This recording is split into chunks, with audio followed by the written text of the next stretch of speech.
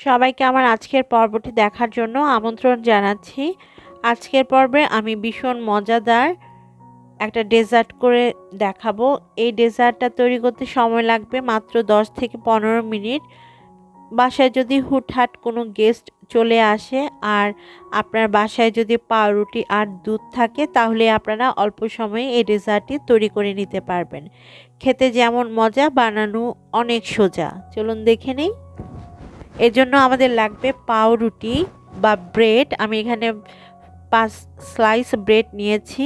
এখন একটা কুকি কাটার দিয়ে আমি পাউরুটি স্লাইসগুলো থেকে রাউন্ড শেপ করে কেটে নিচ্ছি। আপনাদের কাছে কুকি কাটার না থাকলে আপনারা ট্রায়াঙ্গেল শেপ বা স্কোয়ার শেপ করেও কেটে নিতে পারবেন।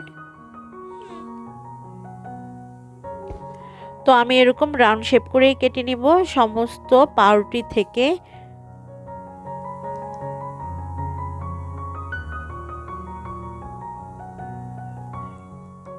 সবগুলো পাউরুটি স্লাইস থেকে আমার এরকম রাউন্ড শেপ করে কাটা হয়ে গিয়েছে। আমি একটা সার্ভিং ডিশের মধ্যে সবগুলোকে তুলে নিয়েছি।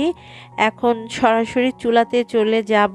এই পাউরুটি স্লাইসগুলোকে ভেজে নিতে হবে তেলের মধ্যে।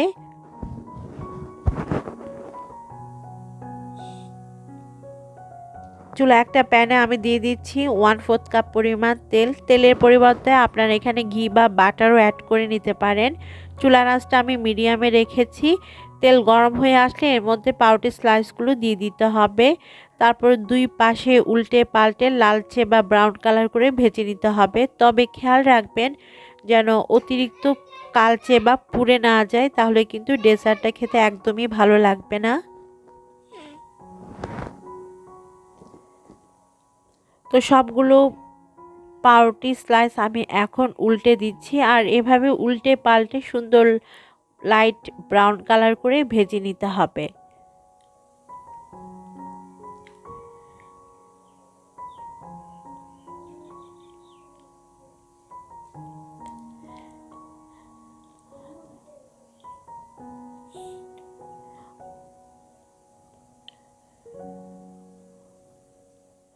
সবগুলো পাউরুটি স্লাইস এখানে ভাজা হয়ে গিয়েছে। এখন এগুলোকে আমি একটা সার্ভিং ডিশের মধ্যে নিয়ে নিব। এভাবে বাকি স্লাইসগুলোও ভেজে নিতে হবে। চুলায় একটা প্যান বসিয়ে তাতে দিয়ে দিচ্ছি 1/2 লিটার দুধ। এটা গরুর দুধ, আমি আগে জাল দিয়ে নিয়েছিলাম। এখন এর মধ্যে আমি দিয়ে দিব 1/2 কাপ পরিমাণ চিনি। এখানে মিষ্টিটা আপনারা নিজেদের স্বাদ অনুযায়ী অ্যাড করবেন। 1/4 কাপ পাউডার দুধ দিতে হবে। দিয়ে দিব 1 চিমটি পরিমাণ লবণ মিষ্টিটা ব্যালেন্স হওয়ার জন্য। আর দিয়ে দিব 1/4 চা চামচ এলাচের গুঁড়া।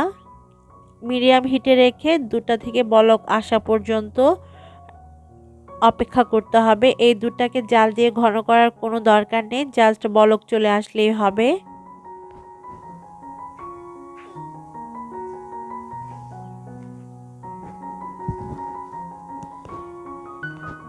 দুধ থেকে বলক চলে এসেছে, এবার চুলাটা বন্ধ করে দিতে হবে।